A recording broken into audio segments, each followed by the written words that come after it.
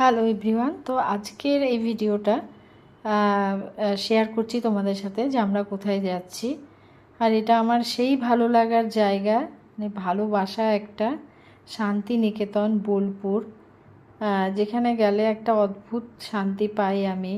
মানে শহরের এই কোলাহল থেকে অনেকটা দূরে, শুধু সবুজ চারিদিকে। আর সেই শান্তিনিকেতনে মানে বাউল গান, সোনাঝুরির হাট, রবীন্দ্রনাথ, চারিদিকে শান্ত শহর, এটাই হচ্ছে শান্তিনিকেতনের চিত্র। বোলপুর শান্তিনিকেতন আমার অতি প্রিয় একটা জায়গা। আমার মানে বছরে এখানে আমি যখনই সুযোগ বা সময় পেয়ে পাই, তখন আমি ওখানে যাওয়ার চেষ্টা করি। আর ওখানকার এই গান, সেখানকার আদিবাসী গান, সেখানকার লোকাল যে গান, এরও তুলনা হয় না। মানে অটোমেটিক এই ছন্দ, এই গানের তালে তখন মনে হয় নিজেরাও একটু কোমর দোলাই।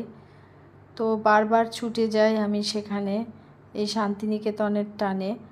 আর সেই মাটির গন্ধ, সেই সোনাঝুরির হাট, কোলাহল আমাকে অদ্ভুতভাবে আকৃষ্ট করে।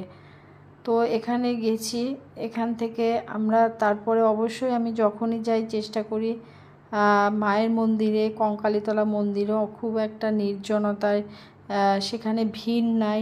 ভিড় থাকলেও ভক্তদের ওখানে সমাগম রয়েছে, কিন্তু ওখানে কিন্তু খুব সুন্দর করে পুজো দেওয়া যায়। আর আমি চেষ্টা করি যখনই যাই আমি পুজো দেওয়ার চেষ্টা করি, সেরকম যে নিয়মকানুন মেনে যে পুজোটা দিতে হবে তা না। আমি যেভাবে যাই, হয়তো বা কখনো মানে ঠাকুরের উদ্দেশ্যে দিচ্ছি, আমার মানে মন যেটা চায় সেটাই, হয়তো বা খেয়ে গেছি, অনেকটা বেলার দিকে পৌঁছেছি, কিন্তু তবুও আমি চেষ্টা করি পুজো দেওয়ার। আমার তাতে কোনো বাধা, মানে ভেতর থেকে বিবেক আমার অতটা বাধা পায় না। আমার মনে হয় মায়ের এখানে এসেছি, পুজোটা দিতে পেরেছি সামনে, সেটাই আমার কাছে অনেক। তো বারবার এই টানেই আমি ফিরে যাই সেই কঙ্কালীতলা মন্দির, সেই সোনাঝুরির হাট।